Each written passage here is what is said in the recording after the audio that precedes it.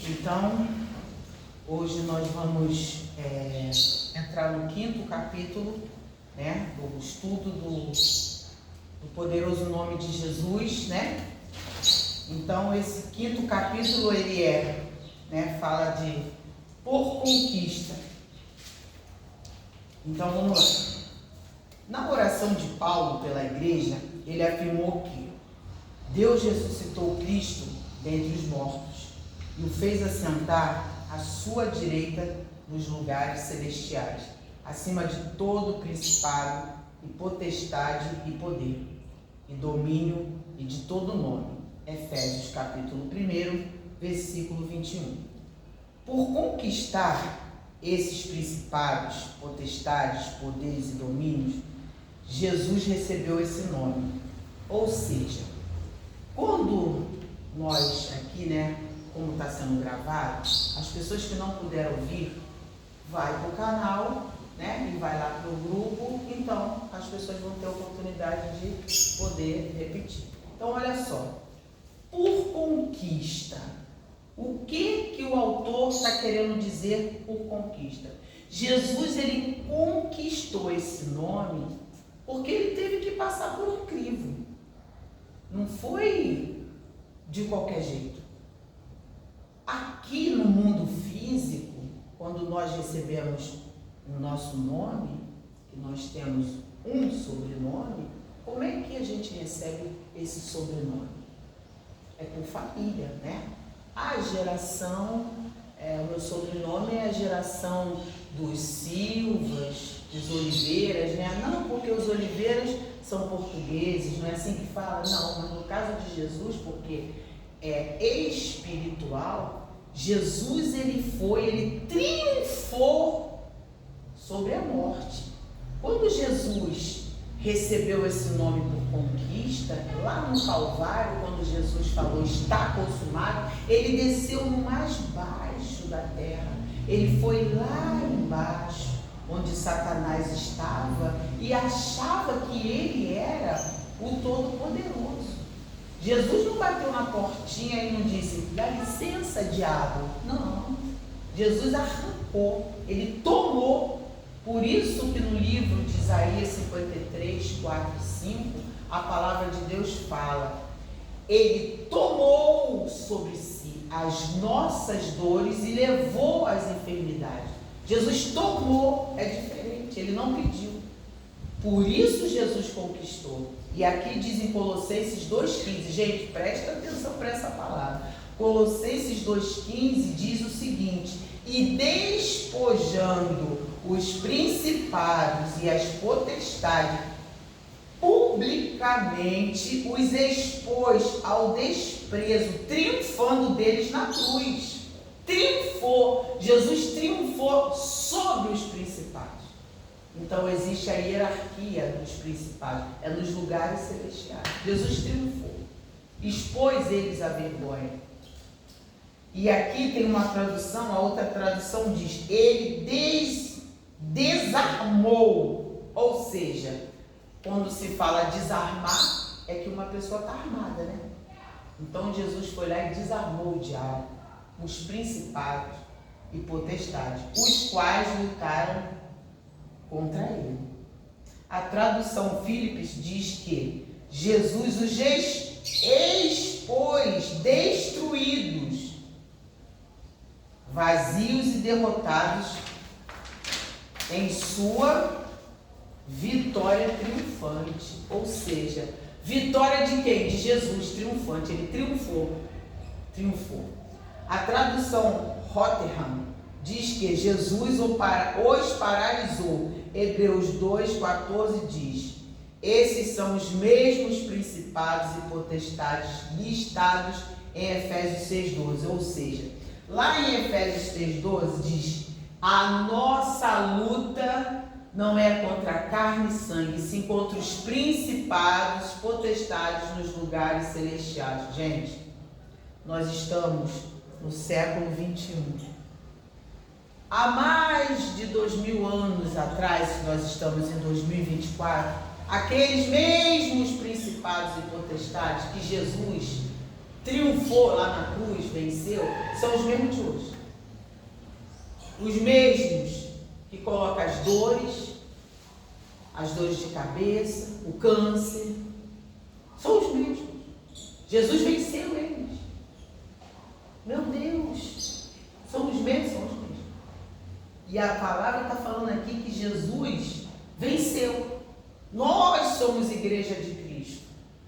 Se Jesus venceu por nós, em nosso lugar, a gente só precisa de uma única coisa: crer e tomar posse. Chegar no mundo espiritual e falar: eu sou autoridade. Jesus conquistou por mim, para mim. Quando o diabo vier, a gente só precisa de uma coisa: eu sou autoridade espiritual, como em nome de Jesus. Crer que em nome de Jesus eu tenho essa autoridade conquistada lá na cruz por ele. Os principados e potestades contra os quais nós lutamos são os mesmos que ele venceu, despojou e aniquilou. Hebreus 2,14. E visto que como os filhos participam da carne e do sangue, também ele participou das mesmas coisas, para que pela morte aniquilasse o que tinha o império da morte, isto é, o diabo. Aniquilar significa reduzir a nada. Até onde sabemos, ele os reduziu a nada. Não é de se admirar que tenha dito: em meu nome expulsarão demônios. Jesus encontrou o diabo e o seu bando, que linda essa palavra, em seu próprio território e os derrotou. A conquista de Jesus sobre o diabo, o pecado, a doença e a enfermidade está envolvida no seu nome, o qual nos pertence. Quando nós usarmos esse nome, ele irá trazer para as nossas vidas a manifestação daquilo que Jesus realizou. Acredito que é por isso que o diabo tem lutado com tanto empenho para nos privar desse conhecimento. Você pode simplesmente repetir esse nome como um papagaio dizendo: Polly, quer um biscoito? E nada irá acontecer a você. Mas quando você souber o que está por trás desse nome, quando você conhecer a autoridade investida nesse nome, quando você souber o que Jesus fez, o que ressuscitou naquela alegre manhã da ressurreição, a vida será diferente para você.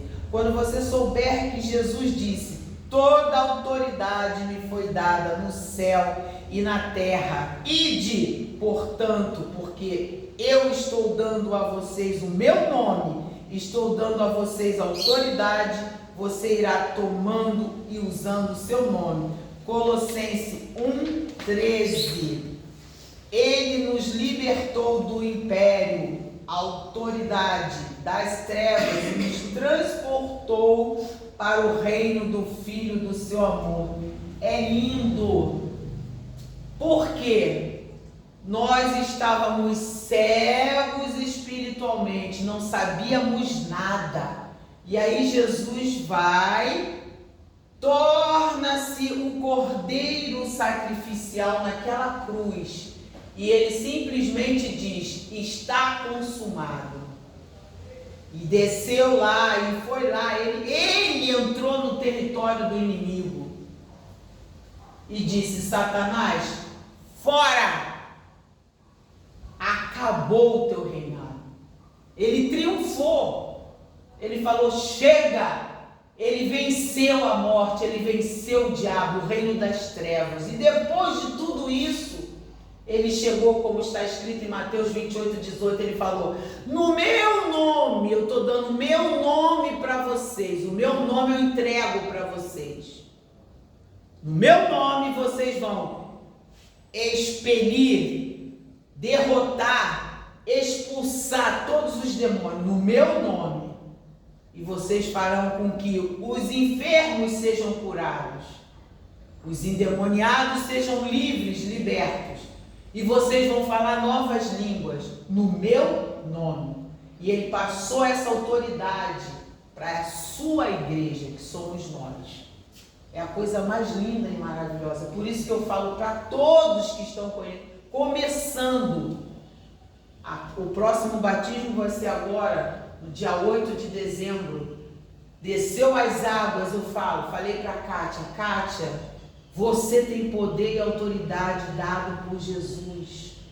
Não deixa o diabo te enganar, nunca mais. Quando ele vier atacar, a autoridade que Jesus delegou para mim, ele delegou para a igreja. Mateus 28, 18, Jesus fala, é-me dado todo o poder no céu, na terra e debaixo da terra. Porque ele foi até lá no território do inimigo. E ele disse, acabou, não tem nada. Ele disse, todo o poder foi me dado no céu, na terra e debaixo da terra, então não sobrou nada para ninguém. Tudo pertence a Jesus. Amém? E prossigamos. Foi quando Jesus despojou os principados, potestades, reduzindo-os a nada, vencendo-os, derrotando-os, que ele nos libertou do império das trevas, ou seja, do poder ou da autoridade de Satanás. Então ele diz, eu sempre respondo, se você se arrepender pela mentira, Deus o perdoará. O Senhor nos libertou do império das trevas, das autoridades das trevas, da autoridade de Satanás, da autoridade do reino de Satanás, e nos transportou para o reino do Filho do seu amor. Glória a Deus! Quero lhe mostrar algo que irá reforçar o que vem ensinando. Primeiro vejamos 1 Coríntios 2,6, na versão King James. 1 Coríntios 2,6. Todavia, falamos sabedoria entre aqueles que são perfeitos, ou seja, maduros, porém não a sabedoria deste mundo, nem a dos príncipes deste mundo, que se reduzem a nada. Agora vejamos a mesma passagem na tradução de Moffat, 1 Coríntios 2,6. Nós discutimos sabedoria com aqueles que são maduros, apenas não é a sabedoria deste mundo ou das potestades destronizadas que regem este mundo.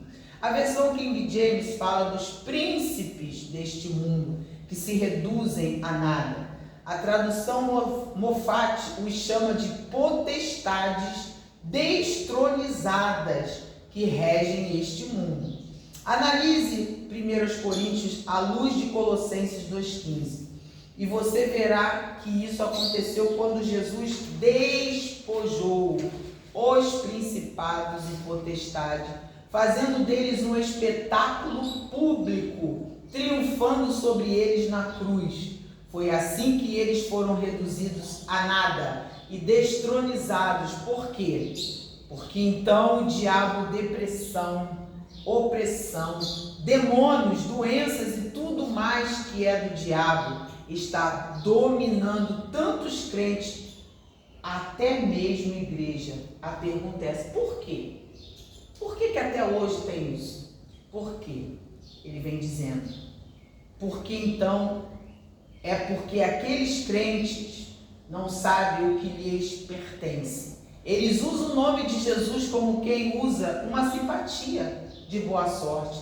Se eu levar esse pé de coelho, talvez nada ruim aconteça. Parece que elas pensam assim, se eu usar o nome de Jesus, talvez isso dê certo. Ou seja, como se fosse uma simpatia, um pé de coelho. Na verdade, os crentes mesmo não acreditam que o nome de Jesus possa fazer algum efeito. Eles não levam a sério. Se a pessoa, se o crente mesmo levasse a sério que o nome de Jesus, o peso que tem o nome de Jesus, a seriedade que Mateus 28:18 diz, quando Jesus diz, em meu nome foi investido tudo, todo o poder foi investido no meu nome, vocês podem usar, eu estou entregando a minha igreja. Não existia. Não teria cristão doente. A igreja ia triunfar assim como Jesus triunfou. É isso que o autor está querendo falar. E aí ele diz o seguinte, não, Descubra toda a autoridade que há por trás do nome de Jesus. Saiba que, no que diz respeito a Deus e no que compete ao cristão, esses dominadores, príncipes deste mundo, estão destronizados. Jesus o destronou. Eles não serão destronizados. Eles já foram destronizados. Entendeu? Então, quando a gente pega Mateus 28, 18, e quando a gente pega Colossenses 2,15, a gente vê que Jesus já fez. Jesus já expôs Satanás à vergonha. Jesus já colocou ele para fora. Jesus já destronou. Jesus não vai destronar. Jesus não vai expor, ele já fez. Só que os crentes, quando falam, como o autor fala aqui, eu vou usar o nome de Jesus como se fosse um pé de coelho. Eu vou ver se funciona. Não. Se você falar com autoridade, é claro que vai funcionar. Por isso que a gente tem que ter cuidado quando fala no nome de Jesus. Por isso que quando a gente ouve aquela frase, cuidado quando falar o nome de Jesus. Não se pode falar o nome de Jesus em vão. Não é de qualquer maneira. Vai em nome de Jesus, você tem que falar convicto. É assim que você vai falar? Tem que saber como vai falar. Porque esse nome tem poder. Bem, algumas pessoas dizem, sabemos que durante os milênios eles serão destronizados. Olha só. Não, ele já fez isso. Nós estamos no mundo, mas não somos do mundo. Eles não têm qualquer direito de nos governar. João 17, 11 ao 16.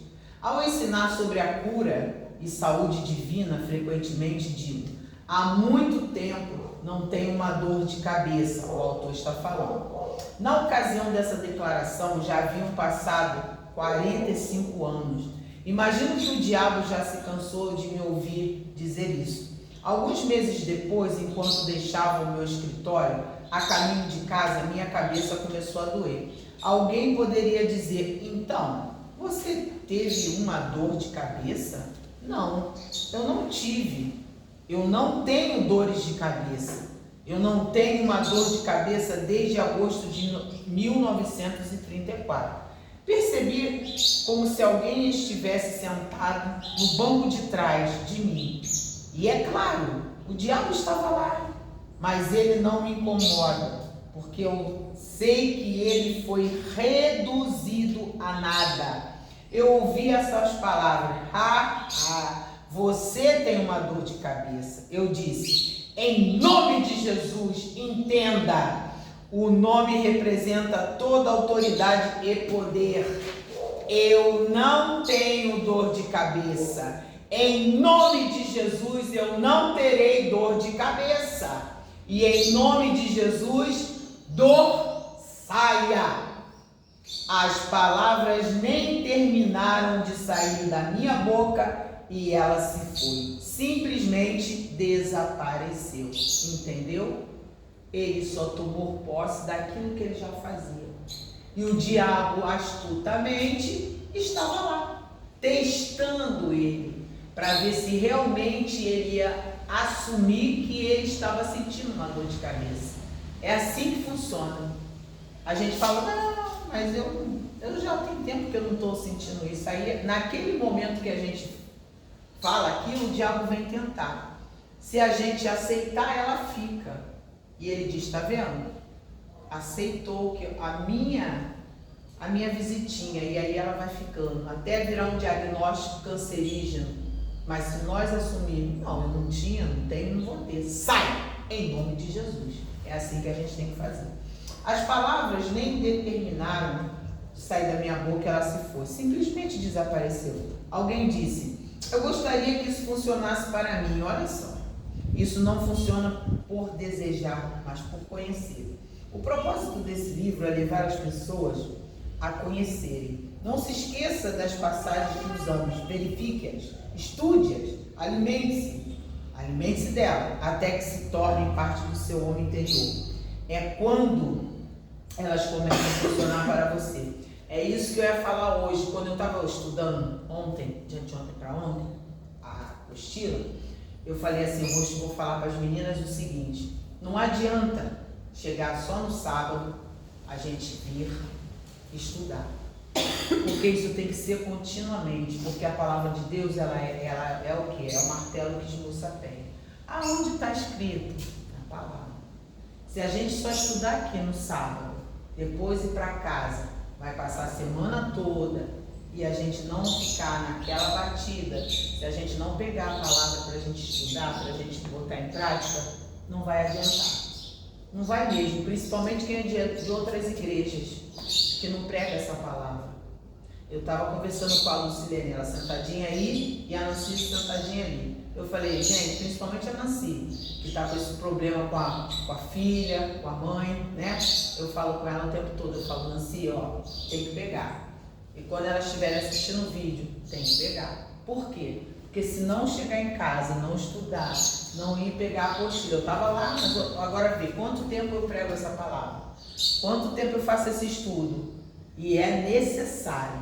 Eu estava ali de madrugada, não precisa ser de madrugada. A madrugada é o meu tempo, é o tempo que eu tenho para falar com Deus, para estudar com Deus ali. E eu passando por essa situação com o meu filho, olha como Deus me revelou na madrugada. Eu falei, gente, é no nome de Jesus. E é no nome, olha, a presença de Deus estava ali forte ali. Deus me revelando, Deus falando comigo. Então não adianta a gente pegar só no sábado. Durante a semana, porque a gente passa guerras espirituais o tempo todo. E é lá correr. Eu falei, caramba, o que eu fiz? Eu fiz ali eu peguei todos os livros, todos os tópicos que eu falei assim, vou fazer um esquema aqui dos estudos que eu vou fazer com elas. Deus falou, não precisa. Você já fez Efésios, você vai pegar o nome de Jesus e me deu outros, poucos. Elas já vão estar muito bem armadas com esses aqui. Então eu falei, amém, Jesus. Por quê? Porque você está em outros ministérios que não dá o mesmo estudo. E aí se você se pegar só vindo no sábado, se não pegar durante a semana aquilo que já foi passado, acaba se perdendo. Entendeu? Então vamos lá. Isso não funciona por desejar, mas por conhecer. O propósito desse livro é levar as pessoas a conhecer. Não se esqueça das passagens que usamos. Verifique-as, estude-as, alimente-se delas, até que se tornem parte do seu homem interior. É quando elas começam a funcionar para você. Existe um nome que é sobre todo nome, o nome de Jesus. Céu, terra e inferno reconhecem o que esse nome significa. Nós precisamos conhecê-lo. Não é de admirar que o Senhor Kenyon tenha chamado seu livro O Maravilhoso Nome de Jesus. Esse nome é simplesmente tão maravilhoso como a pessoa de Jesus o é. Esse nome é simplesmente tão poderoso como ele o é. Nome é tão grandioso como ele o é. Essa é a razão de ser o nome mais excelente. Pense sobre a excelência de Jesus. Seu nome é simplesmente excelente. Pense sobre Jesus estar sobre todos os dominadores, sobre todas as potestades, sobre todos os principados, sobre todo o nome que se possa referir. Assim é o nome de Jesus. Pense nisso, medite sobre isso. Que a verdade da palavra de Deus possa brilhar em nossos espíritos, elevar-nos acima de todas as mudanças dessa vida, para que possamos nos sentar juntamente com Ele nos lugares celestiais e exercitarmos a autoridade que está investida nesse nome e que nos foi dada. Amém? Amém, né? Glória a Deus. Aleluia, Jesus. Bom, agora nós vamos para o capítulo 6. Entraremos na autoridade no nome. Existe autoridade no nome de Jesus. Quando Jesus apareceu a João na ilha de Patmos, disse: E aquele que vive, estive morto, mas eis que estou vivo pelos séculos dos séculos.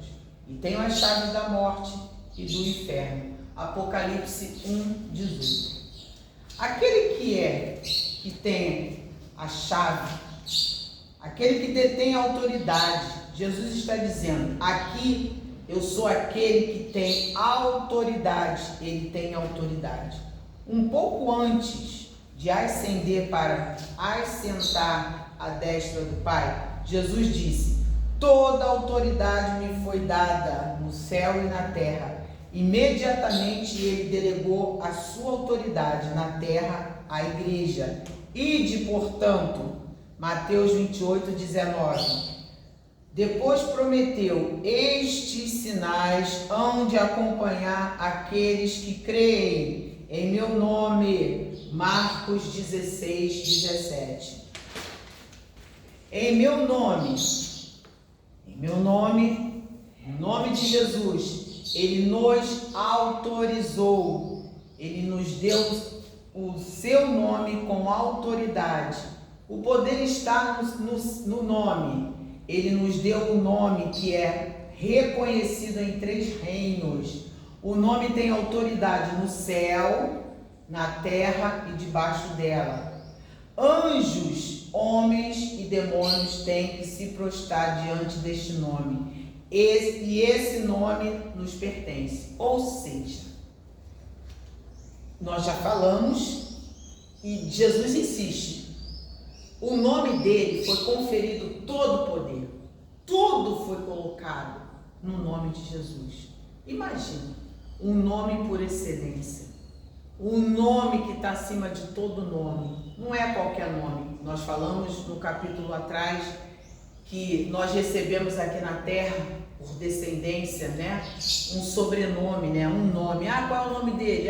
Ele é Oliveira. Porque é sobrenome de português. E Jesus recebeu por quê? Porque ele foi à cruz. O nome dele é excelente porque o Pai o deu, porque ele foi exaltado.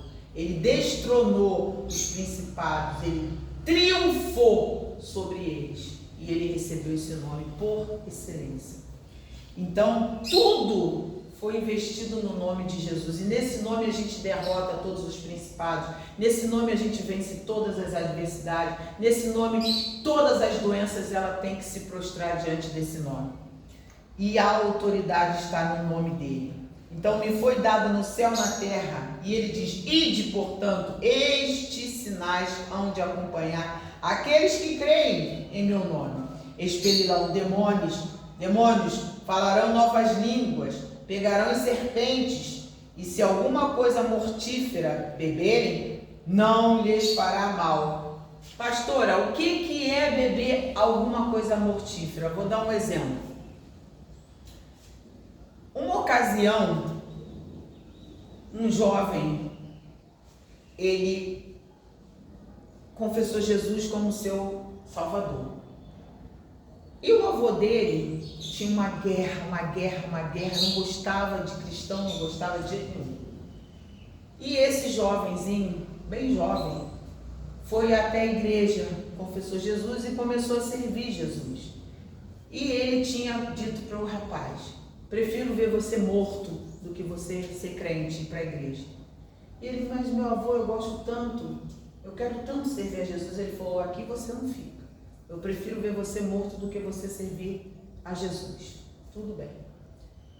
E esse senhor preparou uma comida, botou veneno para matar o seu netinho. E o rapaz chegou da igreja um dia e o senhorzinho, seu avô, preparou a comida e botou para ele. Ele tentava de todas as formas fazer com que o netinho não fosse para a igreja. Nesse dia, ele preparou a comida e o rapaz sentou, jovenzinho, não era nem rapaz, para ele comer. Ele não sabia. Ele falou, olha, o vovô preparou a comida que você mais gosta. Vovô, muito obrigada. Muito obrigada mesmo. Quando ele sentou à mesa para comer, ele colocou as suas mãos para o alto, agradeceu e falou, Senhor Jesus, muito obrigado. Eu te agradeço pelo alimento, te agradeço pela vida do meu avô, que é muito bom para mim e que preparou essa comida tão saborosa, que é a comida que eu mais gosto. E comeu. comeu a comida toda, agradeceu. Não aconteceu nada. Nada com o rapaz. Nada com o jovem. Quando ele acabou de comer, ele falou: vô, tá tão gostosa. Muito obrigada. Deu um abraço no avô e beijou. O avô, quando viu aquilo, ficou estatalado, caiu de joelho, chorando, desesperado, e falou: meu filho, eu quero esse Deus, porque eu acabei de botar veneno na comida e não aconteceu nada com você. Ou seja, nós temos um Pai, um Deus amoroso, que cuida de nós, que nos guarda. Ele diz: se comerdes alguma coisa mortífera. Agora eu vou falar de um outro lado. Nos Estados Unidos, aí, um lugar daí, não sei onde, um sujeito chamado pastor chamava as pessoas e dizia: vamos fazer vigília e vamos colocar as cobras dentro do espaço, porque está escrito que nada nos causará dano algum.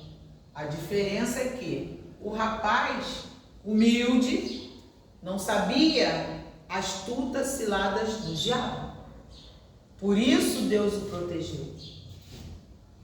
A outra situação é que ele, dito pastor, estava provocando a Deus. A ira de Deus. Porque a palavra do Senhor diz: não tentará o Senhor vosso Deus. Já o rapaz não sabia. Ali ele estava sendo protegido pelos anjos de Deus, que diz: se comerdes alguma coisa mortífera, nada lhes fará dano algum. O outro não, já era diferente. Ele já estava tentando a Deus, e a palavra diz que não devemos tentar o nosso Deus. Então há aí uma diferença. E todos que foram e ouviram ele, morreram, porque as cobras picaram todos, inclusive ele, todos morreram. Então há uma diferença. Amém? Deu para entender? Deu, né? Então, continuando. Ele nos comissionou: toda autoridade me foi dada no céu e na terra. Ide, portanto, estes sinais hão de acompanhar aqueles que creem. Em meu nome expelirão demônios, falarão novas línguas, pegarão as serpentes, olha aí a serpente, e se alguma coisa mortífera beberem, não lhes fará mal. Se puserem as mãos sobre os enfermos, eles ficarão curados. Mateus 28, 18 e 19, como acabamos de falar. Marcos 16, 17 ao 18. Alguns diriam: a cura foi abolida, as línguas cessaram. A igreja hoje não tem qualquer autoridade sobre o diabo e os demônios. Ela não pode expulsá-los. Mentira! Não, não e não. Esses sinais sobrenaturais seguem o nome de Jesus. Eles acompanham aqueles que creem. Se o seu cônjuge ou um amigo o acompanha a algum lugar, ele ou ela segue ao seu lado, esses sinais seguem exatamente ao lado daqueles que creem. Mas isso foi apenas para a igreja primitiva? As pessoas religiosas dirão. Se fossem assim, então, o nome de Jesus não nos pertenceria, pois é em nome dele que os sinais acompanham aqueles que creem. Se fossem assim, então, o nome de Jesus pertenceria apenas à igreja primitiva. E se não possuíssemos o nome de Jesus, então ninguém seria nascido de novo, hoje em dia. Pois se não existe nenhum outro nome debaixo do céu, pelo qual importa que sejamos salvos, Atos 4:12. Todavia, bendito seja Deus, o nome de Jesus nos pertence. Sim, hoje, e graças a Deus existe salvação nesse nome. Porém, existe mais do que a salvação desse nome. Esse nome ainda possui todo o poder, majestade e glória, que sempre possui.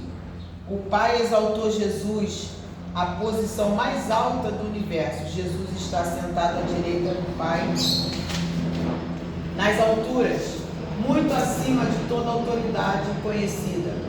O Pai conferiu a ele o nome mais alto do universo, um nome acima de todo nome.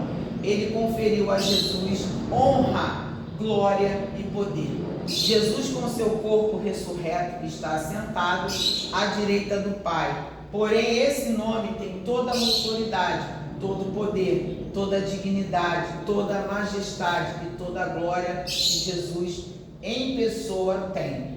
O nome representa a pessoa, essa honra, essa autoridade, esse poder está investido no nome de Jesus. E esse nome foi nos dado. Entendeu? A autoridade, tudo foi investido no nome de Jesus. E nós falamos no capítulo anterior. A igreja tem sido rica desde seu início, todavia achando que estávamos sendo humildes, nós nos sentávamos e cantávamos aqui vagueiro como um mendigo, através do calor e do frio, ou apenas construa para mim uma cabana num canto da terra da glória. Isso não é humilde, isso é ignorância. Temos uma rica herança, o nome de Jesus.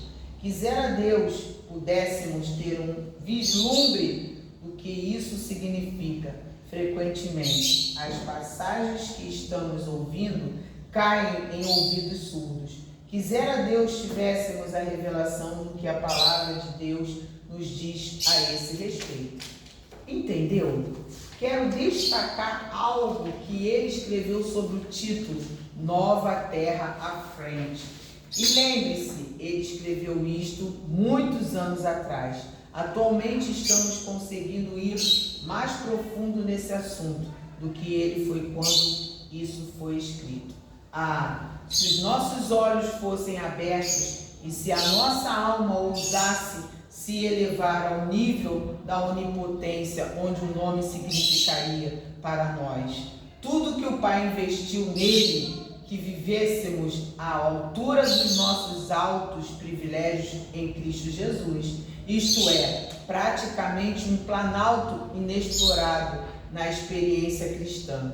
Aqui, acolá, alguns de nós temos experimentado a autoridade que há no nome de Jesus. Vimos o paralítico andar, o surdo ouvir, o cego ver, aqueles à beira da morte trazidos instantaneamente ao seu vigor e saúde. Mas até aqui, nenhum de nós foi capaz de assumir uma posição permanente em nossos privilégios e habitar onde podemos desfrutar da plenitude desse poder maravilhoso. Smith Wigglesworth experimentou isso em seu livro A Fé que Sempre Aumenta. Ele conta sobre a sua ida ao país de Gales para orar por um homem chamado Lázaro. Esse homem tinha sido um líder na congregação, trabalhando nas minas de estanho durante o dia e pregando à noite até ficar esgotado fisicamente e adoecer. Ele adquiriu tuberculose e ficou acamado e desamparado por 6 anos. Deus falou para Wigglesworth ir levantar Lázaro. Quando Smith entrou em seu quarto, Lázaro parecia um esqueleto com a pele esticada sobre ele. Wigglesworth esforçou-se para levá-lo a liberar a sua fé. Crê em Deus, mas ele estava amargurado. Outros tinham orado por ele e achava que Deus deveria tê-lo curado. Afinal, ele havia entregado a sua vida a ele, trabalhando durante o dia e pregando à noite. Determinado, Wigglesworth disse às pessoas com as quais ele estava: poderíamos conseguir 7 pessoas para orar comigo pela libertação deste pobre homem? Portanto, 7 pessoas além de Wigglesworth entraram no quarto onde Lázaro estava à beira da morte e, de mãos dadas, fizeram um círculo em volta da cama. Um irmão tomou uma das mãos de Lázaro e Wigglesworth tomou a outra para poder incluí-lo no círculo. Então Wigglesworth disse: não iremos orar, iremos apenas usar o nome de Jesus. Todos ajoelharam e sussurraram aquela única palavra: Jesus, Jesus, Jesus. O poder de Deus se manifestou por 5 vezes enquanto este pequeno grupo falava esse nome. Magnífico. O homem na cama estava imóvel. Na sexta vez que o poder de Deus caiu sobre aquele homem, permaneceu. O poder de Deus está aqui, disse Wigglesworth. É só você aceitar. Os lábios do homem começaram a se mover. Ele fez uma confissão. Eu tenho estado amargurado em meu coração e sei que entristeci o Espírito de Deus.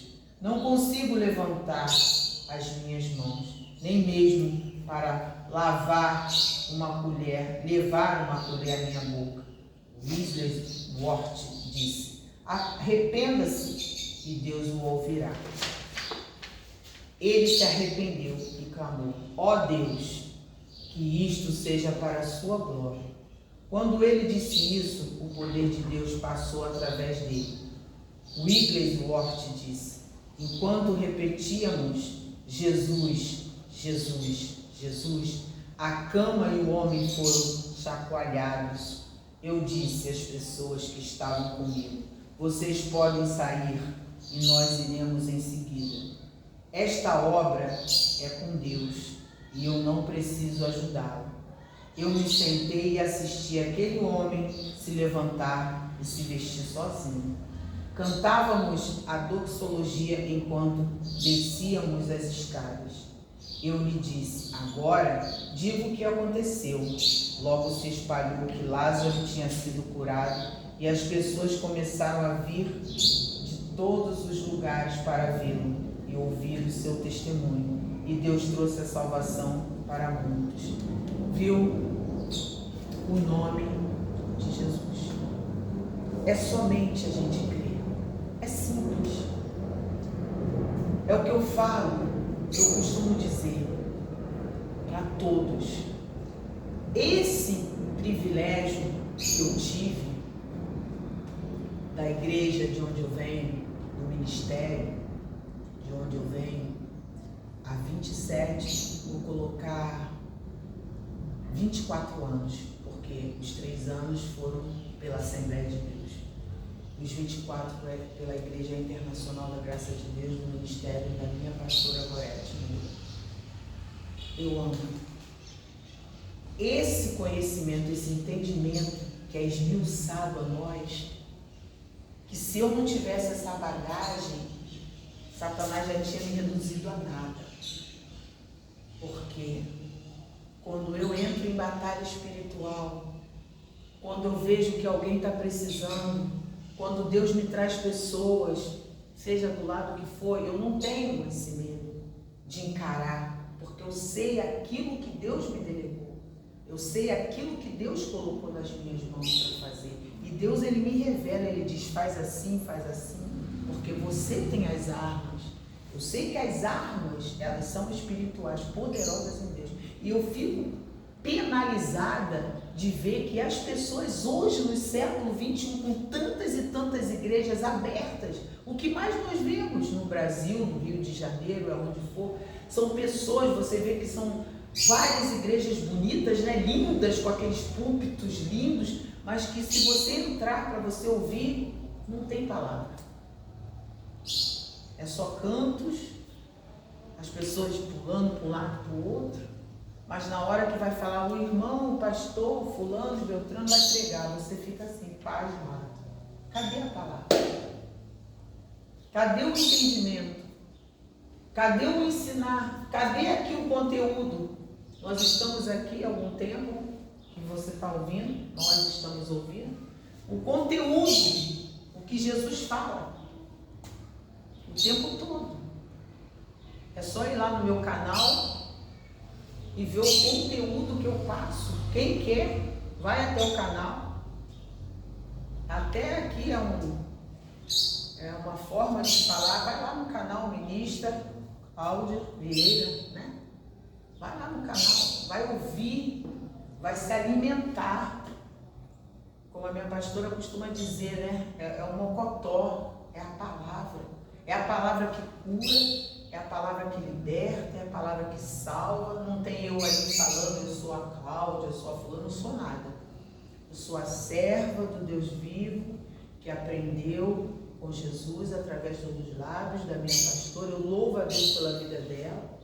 Eu não sou pastora porque eu quis, não pedi nada, foi Deus que escolheu. E Ele fala sempre para mim, você vai dar o seu... Meu filho falou, mãe, você vai dar o seu conteúdo. Eu falei, ele não é meu.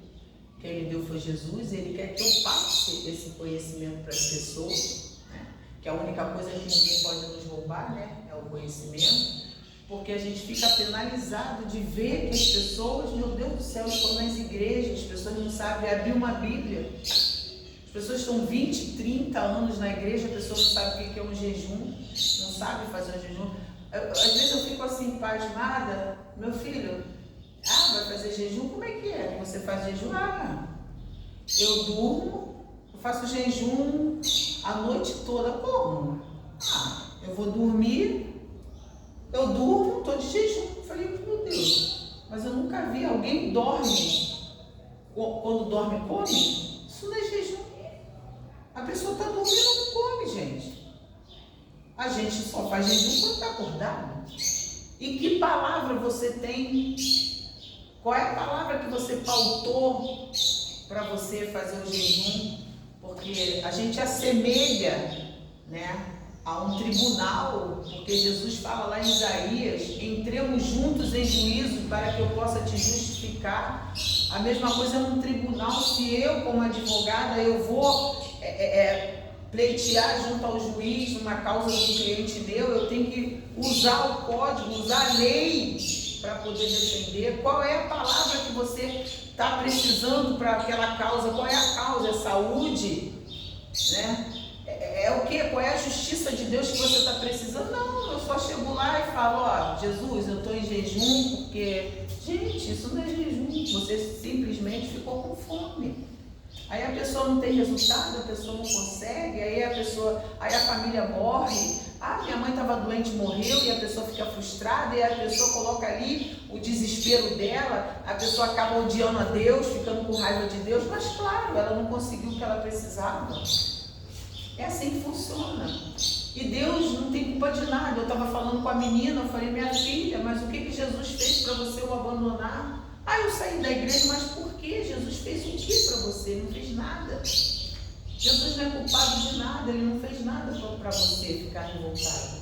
Então são coisas que a gente vai orando, que a gente vai pedindo no dia a dia. Senhor, tem misericórdia. Senhor, abre meus olhos espirituais. Senhor, o que está acontecendo? E a gente só vê pessoas revoltadas, a gente só vê cristão doente, e os hospitais estão abarrotados. Quando você pergunta, fala com a pessoa, não, que eu estou assim, que eu vou operar, que eu estou com isso, que eu estou com aquilo outro. Mas é o que? Crente. Quantos anos? 30, 40, 50, nasceu no evangelho, tudo doente, morrendo, está com isso, está com aquilo, e a pessoa ainda tem coragem de dizer, a minha doença, o meu câncer. Gente, pelo amor de Deus. E a palavra está aqui, esclarecendo. O homem estava ali, 6 anos paralisado. Crente, viu? Fazia obra, pregava, né? Trabalhava de dia e pregava à noite. E ele deixou que uma mágoa, né, entrasse no coração dele. Ele estava em pele e ossos. Não está falando aqui? Que ele estava em pele e ossos. E todos achavam que ele estava curado. Por quê? Porque ele pregava, mas ele não estava curado. Ele estava doente. E se o outro não fosse lá com entendimento, né, que Deus colocou no coração dele, ia ser um que ia morrer. E todo mundo achando que ele estava curado, estava salvo. Não estava salvo, porque ele tinha mágoa. E a palavra de Deus diz que quem tem mágoa está salvo. É como se a pessoa, quando tira a própria vida, também não está salva. E é como a palavra de Deus fala, que Salomão, ele disse que ele estava dentro da congregação na perdição. Quase ele foi perdido na própria congregação do dia. Entendeu? Aquele jovem, aquele homem que o pai dele era o rei, e que ele sucedeu o pai, que era o mesmo que ia para o inferno dentro da congregação. Quantos a gente não vê hoje pregando o evangelho? Quantos filhos aí, ó, por aí afora. E era mais um que ia. Não tinha mais força nem para pegar o quê? Uma colher, né? Ele falou aqui, ele relatou. E o irmão Smith, o Hort, viu que ele estava, Deus foi lá sensível no coração dele, ele estava sensível, por isso que é necessário aquele jejum para a gente estar quebrantado, sensível, para Deus poder falar conosco. Aí Deus foi lá e falou com ele, vai lá, ele foi. E ele falou, não, Deus ama ele, tem uma amargura no coração dele, e ele foi.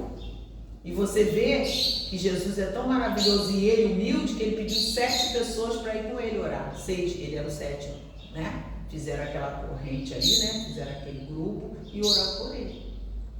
Né? Por isso, por que eu digo que eu preciso? Eu te falei no início, eu preciso de 3 pessoas, não foi? Com quem eu estou podendo contar? Nas quintas é a luz, quando dá. Se eu tivesse quinta-feira alguém aqui que me representasse, teria um. Preciso ou não preciso? Todo mundo precisa, todo pastor precisa. E é um caso de oração, mas eu estou em oração. Precisa Deus enviar. Então ninguém trabalha sozinho, ninguém faz nada sozinho. A gente precisa ter alguém para nos ombrear. A obra de Deus não é feita sozinha, porque Jesus não fez sozinho. Jesus é o dono de tudo, ele é o rei da glória, mas ele precisou escolher os 12. E depois, ao ascender, antes dele ascender, ele escolheu mais 70. Aí sim, aí ele foi. Então, primeiro foi 12, depois mais 70. Aí ele pôde ir. E eu que não sou nada, não preciso? Não é verdade? Agora vai ser feita a documentação e eu vou ficar como? Vou precisar, não é? Então é isso que o Senhor está dando passo a passo. Não adianta a casa estar cheia e ao mesmo tempo vazia, porque a fulana é do Ministério X, a Beltrana do Ministério Y, e chegar no sábado, na quinta-feira, eu não posso ir porque eu tenho que ir para o ministério, não, porque vai ter festa na minha casa, não, porque vai adiantar o quê? Não vai adiantar nada. Porque nas horas mais precisas, eu vou precisar de pessoas aqui. Não é verdade? É isso aí. Então, voltando. Um líder de certa denominação é outro caso, e esse é bem interessante também. Um líder de certa denominação do Evangelho Pleno contou-me uma experiência que teve em sua juventude. Ele começou a pregar com a idade de 14 anos. E aos 16, conduzia um culto de jovens em Iova, e ficava na casa do pastor, o qual tinha filhos em idades aproximadas a deste jovem ministro. O pastor fora chamado para celebrar um funeral em outro estado. Enquanto ele estava fora, um dos membros da igreja veio à casa do pastor às 2 horas da manhã. Uma garotinha de 3 anos estava muito doente e estava tendo convulsões. A esposa do pastor se preparou para ir à casa dele, para orar, e pediu ao evangelista, um jovem de apenas 16 anos, para a acompanhar. Ela estava no ministério junto com o marido, mas não era chamada para pregar. Por isso pediram ao jovem ministro para orar. Ele me contou. A criança estava tendo convulsões e pus as mãos sobre ela e orei. Fiz tudo o que já tinha visto ser feito. Falei tudo o que já tinha ouvido. Outros falaram e nada aconteceu. A criança continuava tendo convulsões. Então a esposa do pastor começou a cantar: Louvado seja o Senhor, glória a Deus, aleluia. E aí foi: Jesus, Jesus, Jesus, Jesus, Jesus, Jesus. Estávamos ajoelhados e um por um nos juntamos a ela e começamos a cantar louvores ao nome de Jesus. De repente, enquanto cantávamos, a menina começou a se aquietar e as convulsões cessaram. Paramos de cantar, ficamos ali por cerca de 10 minutos e a criança parecia bem. Então, de repente, a criança voltou a ter convulsões. Nós oramos, eu impus as mãos sobre ela novamente, ungi com óleo e disse tudo o que já tinha ouvido ser dito. Repreendi o diabo, ordenei à criança que ficasse bem, mas nada parecia funcionar. Depois de algum tempo, a esposa do pastor começou a cantar: Jesus, Jesus, Jesus. Glória a Deus, glória a Jesus, glória a Deus, Jesus, Jesus. Um por um, nos juntamos a ela e cantamos louvores ao nome. E cantamos o nome. De repente, todas as convulsões cessaram. Ele visitou aquele lar por vários dias e a criança estava perfeitamente bem. Há poder nesse nome. Era disso o que o Kenyon falava quando disse: alguns de nós temos experimentado a autoridade que há nesse nome, mas até aqui nenhum de nós foi capaz de assumir uma posição perante em nossos privilégios e habitar onde podemos desfrutar da plenitude do poder maravilhoso. O Sr. Kenyon segue dizendo algo que expressa minhas convicções. Eu mesmo tenho repetido essas palavras. Eu estou convicto de que, antes que o Senhor Jesus retorne, haverá um exército poderoso de crentes que aprenderá o segredo de viver no nome, de reinar em vida, vivendo a vida ressurreta, transcendente e vitoriosa do Filho de Deus dentre os homens. Aleluia! Kenyon prossegue. Se as nossas mentes pudessem apenas compreender o fato de que Satanás está paralisado, despojado de uma armadura pelo Senhor Jesus e que a doença e a enfermidade são servas desse homem, que ao som de sua voz elas devem se retirar, seria fácil viver nessa realidade de ressurreição. Mateus 8, do 5 ao 10. Tendo Jesus entrado em Cafarnaum, apresentou-se a um centurião. Um centurião apresentou-se a ele, implorando: Senhor, o meu criado jaz em casa, de cama, paralítico, sofrendo horrivelmente. Jesus lhe disse: eu irei curá-lo. Mas o centurião respondeu: Senhor, não sou digno que entres em minha casa, mas apenas manda com uma palavra e o meu rapaz será curado. Pois também sou homem sujeito à autoridade.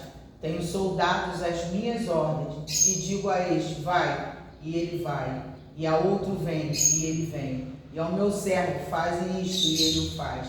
Ouvindo isto, admirou-se Jesus e disse aos que o seguiam: em verdade vos afirmo que nem mesmo em Israel achei fé como esta. O que este centurião romano disse para deixar Jesus tão admirado? Na verdade, ele disse apenas: fale a palavra. Assim como eu tenho autoridade sobre estes homens, os quais obedecem ao meu comando, você tem autoridade sobre a enfermidade.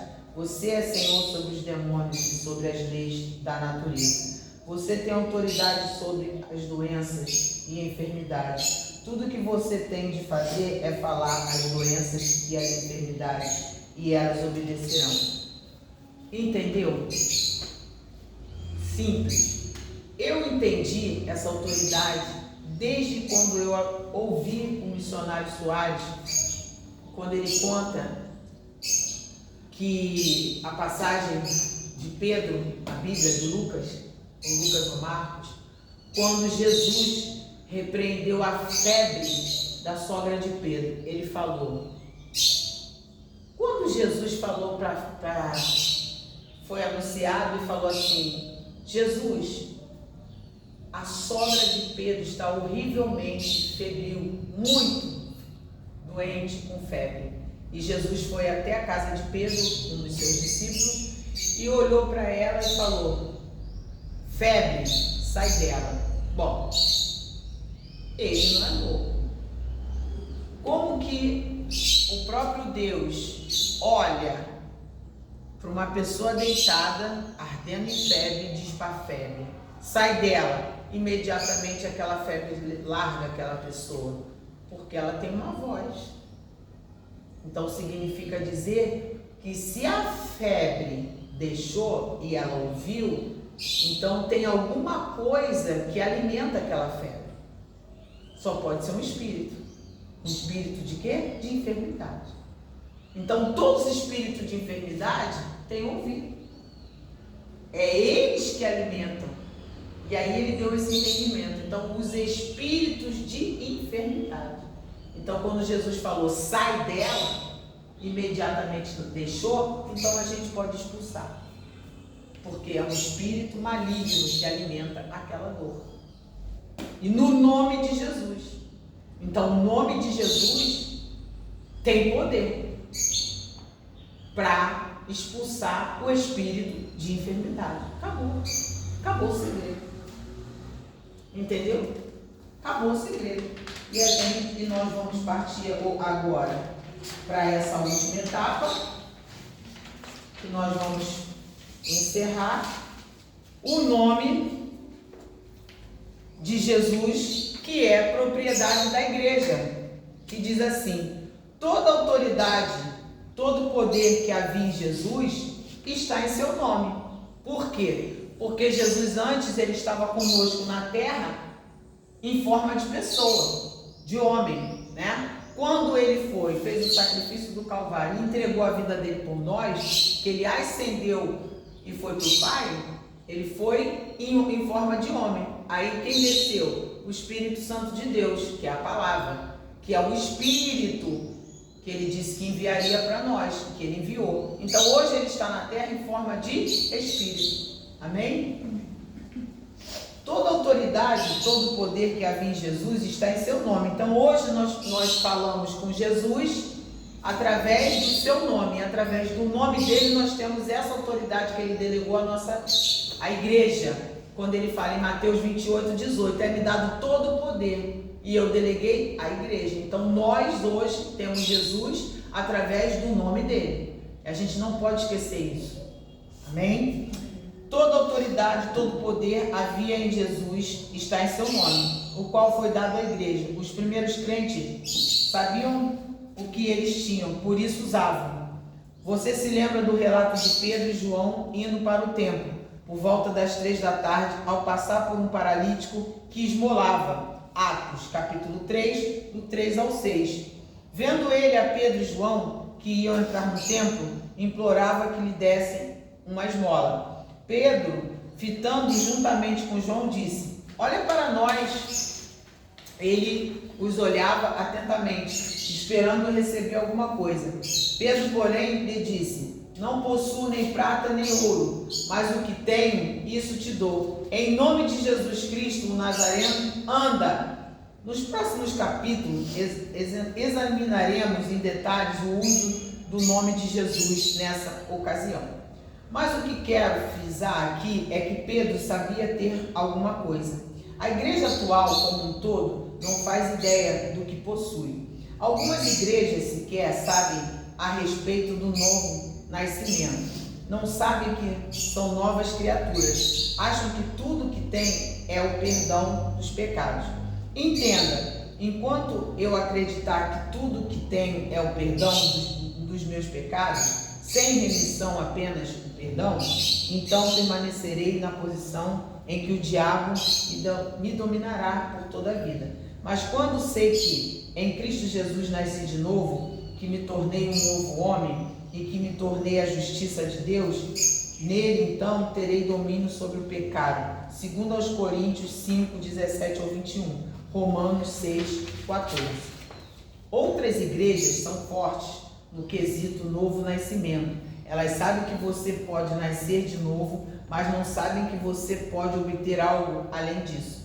A atitude delas parece ser: fique firme até o fim e ore para que Jesus venha rápido, porque o diabo está tomando o controle de tudo. Ele é maior do que Deus e mais forte do que a igreja. É só você olhar em volta e ver como ele é forte. Ele está governando e dominando tudo. Irá tomar o controle do mundo inteiro. Estamos órfãos e desamparados. Coitadinhos de nós. Não jamais conseguiremos coisa alguma. Orem por nós para que sejamos fiéis até o fim. Mas não sabemos se conseguiremos ou não. Esperamos que sim. Isso não é o cristianismo do Novo Testamento. Não é o que o Novo Testamento ensina. O cristianismo do Novo Testamento significa: maior é aquele que está em vós do que aquele que está no mundo. 1 João 4,4. O cristianismo do Novo Testamento significa: ele tem dito: de maneira alguma te deixarei nunca jamais te abandonarei. Assim afirmemos confiantemente: o Senhor é o meu auxílio, não temerei que me poderá fazer o homem. Hebreus 13, do 5 ao 6. Temos derrotado e roubado a nós mesmos, até mesmo aqueles que sabiam que tinham o nome de Jesus, não achavam que tinham conseguido muito. Charles Haddon Spurgeon, notável pregador batista inglês, relatou esta experiência pessoal. Ele fora convidado para ir à casa de uma mulher idosa que estava acamada. A destruição estava acabando com seu vigor físico. Durante a sua visita, Spurgeon percebeu um documento esmoldurado na parede. Ele perguntou à mulher: "Isso é seu?" Ela disse que sim e explicou que havia trabalhado como doméstica em uma casa da nobreza inglesa. Disse a mulher: "Antes que a senhora fulana de tal morresse, ela deu isso para mim. Servi-lhe por quase meio século e estou muito orgulhosa porque ela deu isso para mim. Mandei-o moldurar e tem estado na minha parede desde que ela morreu, 10 anos atrás." O senhor Spurgeon perguntou: "A senhora me permitiria levar para mandar examinar mais minuciosamente?" "Claro", disse a mulher, que jamais aprendera a ler. "Apenas as seguro de que eu o receberei de volta." Spurgeon levou o documento às autoridades que estavam à procura daquilo. Era um tipo de testamento. A senhora da nobreza inglesa havia deixado para sua empregada uma casa e dinheiro. Esta senhora idosa vivia em uma pequena casa de um único quarto, construída de caixas de madeira e quase morrendo de fome. Porém, mantinha em sua parede um documento que lhe concedia cuidados especiais, uma vida numa bela casa. O dinheiro estava rendendo juros e pertencia a ela. Spurgeon ajudou a obter esse dinheiro, mas não foi tão útil quanto poderia ter sido antes. Acho que isso é um indício indicativo do que tem acontecido a grande parte da igreja no mundo. Vivemos em uma favela degradada espiritualmente falando, enquanto em algum lugar sobre uma mesa a nova aliança está abandonada. Estamos orgulhosos disso e nem sequer dedicamos o tempo necessário para descobrir o que ela diz que nos pertence.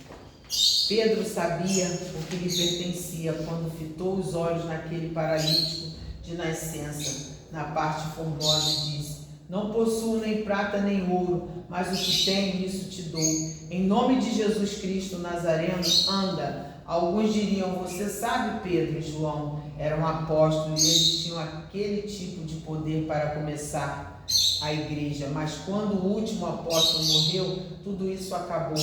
Como homens sensatos podem pensar dessa forma, está além da minha compreensão. O diabo tem ludibriado denominações inteiras. Ele não quer que as pessoas descubram sobre esse nome. Ele tem medo desse nome. Ele sabe que Jesus o conquistou. Ele sabe que esse nome é simplesmente tão poderoso quanto o próprio Jesus em pessoa. Ele sabe que Jesus disse: "Em meu nome expulsarão demônios." Isso significa: eles exercerão autoridade sobre o diabo e sobre os demônios. O diabo sabe e não quer que você saiba disso. Enquanto você não sabe disso, ele continua dominando você. Portanto, ele tem ludibriado toda a igreja. Ele não se importa com o quão religioso você se torna.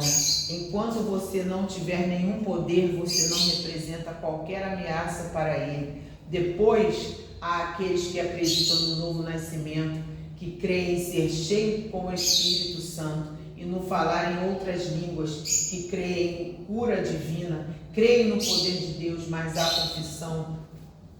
confusão nesse campo. Existe todo tipo de ideias aqui. Bem, o Senhor pode curar se Ele quiser, mas nem sempre é a sua vontade. Pessoas que são cheias com o Espírito, que falam em outras línguas, que têm uma usina de poder dentro delas, sentam-se por aí e dizem: "Bem, Se tivéssemos o poder, poderíamos fazer o que eles fizeram em Atos dos Apóstolos. Ore pelo poder, então elas cantam: ó Senhor, envia-nos o poder. O poder estava lá durante todo o tempo em que cantavam. Se o Senhor olhasse pela balaustrada do céu, diria a Gabriel: o que eles estão fazendo lá embaixo? Gabriel responderia: acho que estão tendo um culto, mas como crianças de 2 ou 3 anos, estão apenas brincando de igreja. Nós temos muito disso nos círculos pentecostais do Evangelho Pleno e em grupos de oração brincadeiras. Precisamos de acordar e descobrir o que nos pertence. Tivemos isso em nossas mãos o tempo todo. É nosso. O que é nosso? Exatamente o que Pedro tinha. Não possuo nem prata nem ouro, mas o que tenho, isso te dou. O que ele tinha? Ele tinha um nome que é sobre todo nome. Em nome de Jesus Cristo Nazareno, anda. Pedro tinha um nome, nós temos um nome. O nome hoje é exatamente o mesmo. Você poderia dizer: bem, eu uso o nome e nada acontece. Você nunca separou o tempo para estudar a palavra e ver o que está envolvido no nome, para ver o que está por trás do nome. Ele não é para ser usado como um encanto de magia, como um pé de coelho. Você deve saber o que está envolvido nesse nome, o que há por trás desse nome.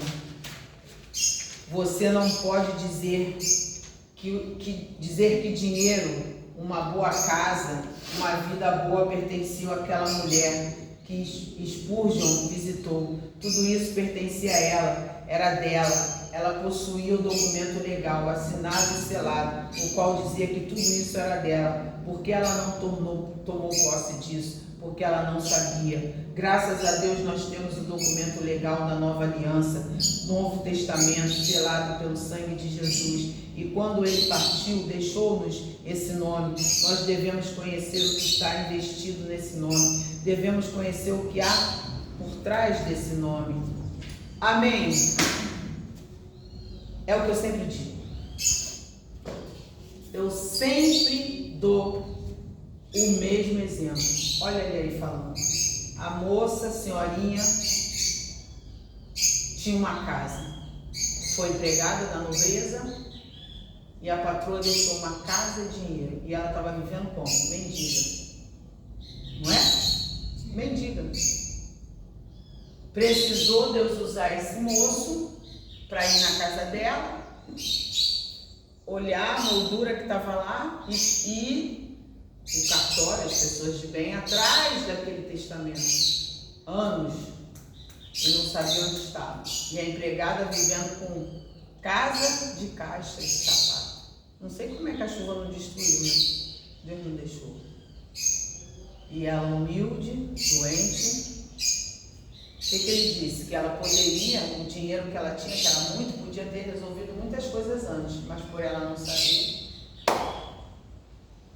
Eu passo e vejo igreja, aquele focinho, né, do leão lindo lá, o leão da tribo de Judá. E o que ele falou aqui não é mentira. Quantas consagrações eu já fui? Eu falei: não vou mais não. Subi um monte, não vou mais não. Você só escuta assim: Jesus, tem misericórdia. Jesus, me ajuda. Jesus, se o Senhor quiser, o Senhor cura. E para encerrar, né, que hoje nós encerramos o capítulo 7, né? Não é o capítulo 7 aí? Essa última aí que nós... Capítulo 7, para encerrar, você vai no canal, aqueles que quiserem acompanhar, né? Então eles vão acompanhar que nós já vamos para o capítulo 8. E quem quiser vai lá no canal que vai ter mais estudo em nome de Jesus. Amém.